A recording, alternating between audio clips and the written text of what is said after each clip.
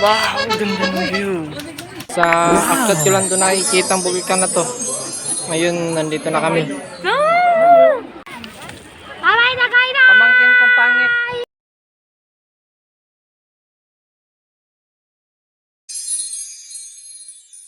Good morning guys! So ngayon po ay pupunta po kami sa Tagaytay at maglo-long ride kami kasi mahaba-haba rin yung oras.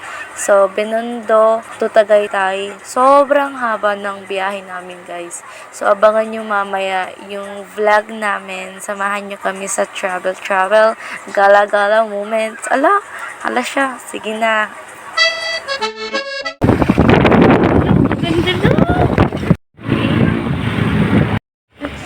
Ay hala siya, ngayon pa lamang ay nag-crave na agad ako ng taho. So sobrang sarap ng taho nila dito guys at kakaiba talaga yung taho nila compare dun sa amin. Dito kasi yung taho nila is strawberry. Wala, plastic sa ano.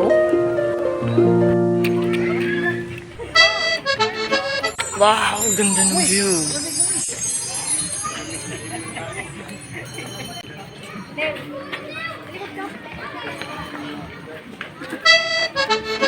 Habang kami ay patungo na nga sa Bulkang Taal, sobrang ganda niya na guys. So excited na kami punta doon para makita namin yung ganda ng kalikasan na to. Sobrang ganda dito sa Tagaytay guys. Kaya kung kayo, balak niyong pumunta dito, abay wag na kayong magdadalawang isip na pumunta dito dahil hindi masasayang yung oras niyo dito. Talagang ang fresh ng hangin, ang daming tao, ang saya.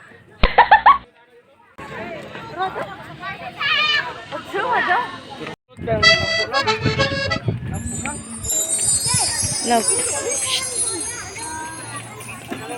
Atras lang, atras. Atras.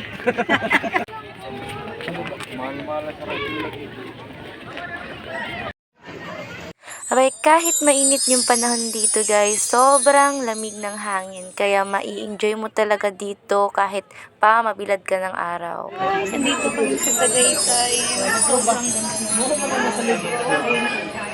ay hala siya, hindi na nga siya nagpapahuli magpe-pictures dyan. Syempre naman, sino hindi maa-amaze sa ganda ng view dito guys sa Tagaytay. So sinulit talaga namin, marami din ditong turista na pumupunta. Kaya kami napasugod na din. At ayan naman, tignan nyo yung mga view, may Ferris wheel pa. Ang dami-dami talagang makikitang magagandang tanawin dito sa kalikasan na to. At kung isa ka nga sa nagbabalak na pumunta dito sa Tagaytay, ay huwag ka nang magdadalawang isip na pumunta dahil nga sobrang ganda niya guys. Kung sa cellphone or sa video makikita nyo yung magandang tanawin, sobrang ganda sa personal nito. Kaya kung isa ka talaga sa adventurous na tao o hindi ka man adventurous, so deserve mo pa rin talagang mamasyal dito guys kasi nakakapag-relax talaga ng isip, nakakapag-relax at nakakawala ng problema. Sobrang ganda talaga dito guys. So, talagang masasabi kong number 1 to sa naging good adventure namin kasi sobrang ganda. Hi ka sa vlog. Hi. Hi. Hi. Hi. Wow! Dati, sa aklat ko lang doon nakikita ang bulkan na to. Ngayon, nandito na kami. Ganda talaga ng view ng Tagaytay. So, yun pala yung bulkan.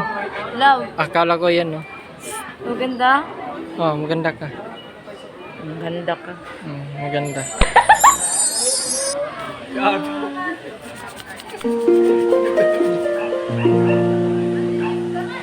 Ate Claudine, picture mo nga. Dalaw niya. So, akit muna kami sa taas kasi nagugutom. Ayun daw, kain. Kain. Tadong oras gusto rin. Igit. Let's go. Go. Ano lang? Pordago. For dago. Hello. Yan. Abay, pinuntahan din namin yung sa taas, guys. Kasi tignan nyo naman yung view. Pwede kayo dito mag-pictures at kami ay napa-pictures na nga dito. Ayan. Ay, landscape na. Uwi na kami. Bye, Tagaytay. Tagaytay. Bye, Tagaytay. Intro ko sila, oh. Bye, Tagaynay. Bye, Tagaytay! Pamangkin kong pangit. Dalawa. Kami nga ay uuwi na at sobrang sulit ng pagpunta namin dito. Kaya kayo guys, deserve nyo din makapunta ng Tagaytay.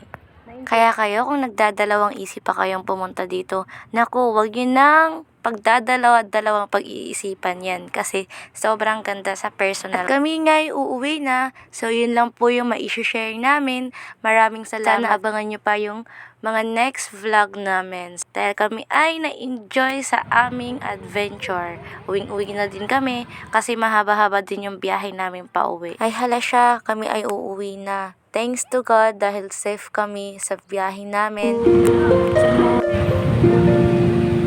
Park sa mga kabalan.